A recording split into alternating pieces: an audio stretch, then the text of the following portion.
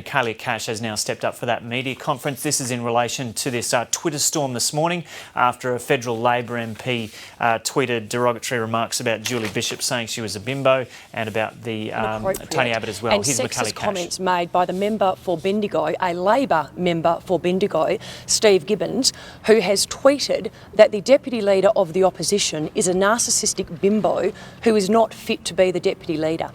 These comments are completely inappropriate and they are offensive. The Coalition today is calling on the Prime Minister of Australia to publicly condemn the comments of her member and to take appropriate action. It is the Prime Minister herself who has set the standards of accountability in relation to this type of behaviour.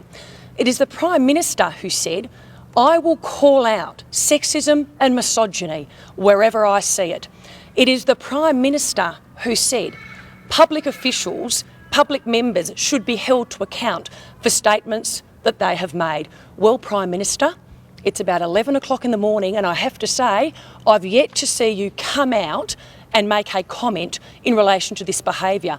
I would also expect that Julie Collins, the Minister for the Status of Women, will be issuing a statement condemning Mr Gibbons' comments. I also expect that Tanya Plibersek will later today be condemning the statement made by Mr Gibbons.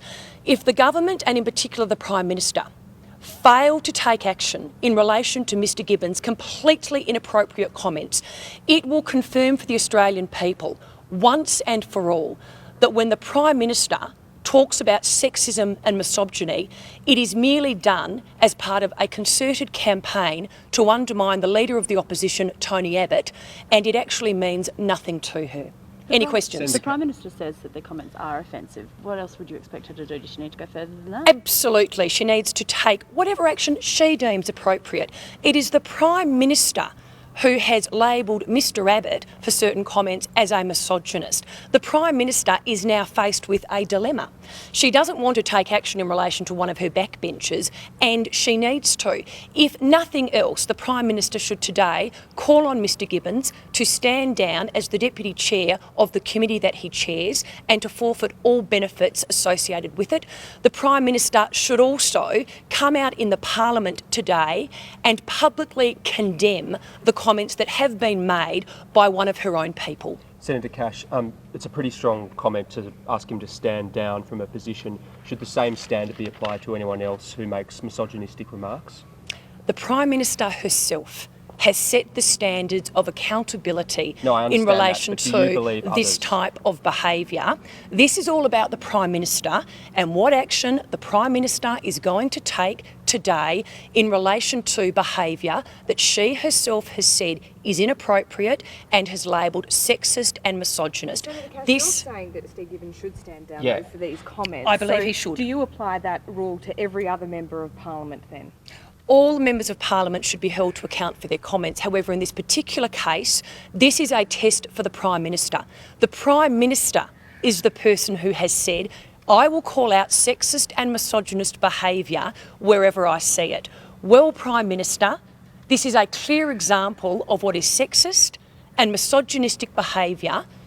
Call it out, condemn it for what it is, and then, as you yourself have stated, you need to take action and hold Mr Gibbons to account. The Coalition is watching, I assure you, to see exactly what type of behaviour, what type of action the Prime Minister takes, because depending on the action, again, it will show whether or not the Prime Minister is truly serious about her comments or is merely part of a smear campaign against the Leader of the Opposition. How would you compare this to comments made by Liberal Senator Cory Bernardi that got himself into trouble in Parliament earlier this year?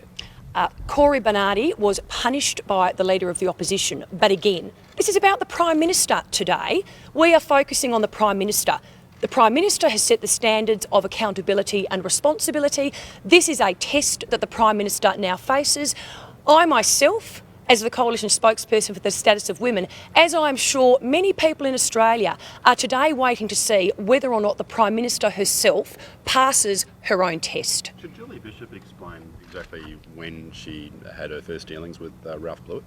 I haven't had a chance to speak to Julie Bishop in relation to that meeting, but I will say this. This is a very convenient diversion by the Labor Party. This is a much broader issue of integrity in relation to the Prime Minister, and I think it's the Prime Minister who needs to continue to explain. diversion when the coalition has pursued this and day after day she's asked question after question in Parliament? Isn't it fair that we then ask questions of when Julie Bishop has spoken to Ralph Blewett?